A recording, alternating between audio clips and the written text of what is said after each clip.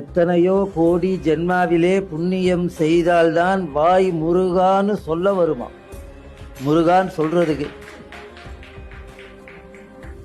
இந்த துவாபர யுகம் முடிந்து ஏறக்குறைய 5000 ஆண்டுகளுக்கு முன்னாடி துவாபர யுகம் முடிந்து கலியுகம் பிறக்க போகுது. எல்லோரும் வியாச பகவானிடம் வந்து, சுவாமி துவாபர யுகம் முடியுது, நாளையிலிருந்து கொடிய கலியுகம் வருகிறதே சுவாமி, எங்களுக்கெல்லாம் ஆதரவு. வியாச பகவான் சொன்னார், ஏன்பா கவலைப்படுறீங்க, கலியினுடைய அத்தனை கஷ்டங்களையும் போக்குவான் முருகன். கந்தஸ்ய கீர்த்தியும் அதுலாம் கலி கல்மிஷ நாசினான். கலியினுடைய அத்தனை கல்மிஷங்களையும் முருகனுடைய புகழ் மாற்றும்னர். அந்த முருகனுடைய புகழ் தான் திருப்புகழ். திருப்புகழ்கிற அந்த பேரு அருணகிரியார் வைக்கல. எங்க பெரியப்பா பழைய நூல் எழுதியிருக்கார் வாரியார், அறிவுரை அமுது.